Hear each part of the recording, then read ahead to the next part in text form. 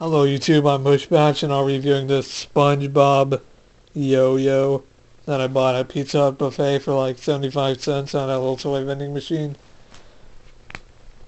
First of all, it doesn't resemble a yo-yo or Spongebob at all.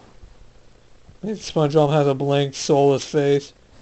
It has like a scar going down his face right here because it's so lazily painted on. I know I spent like 75 cents, but come on. I mean, this is a yo-yo, but it looks more like a sperm. It has that tail.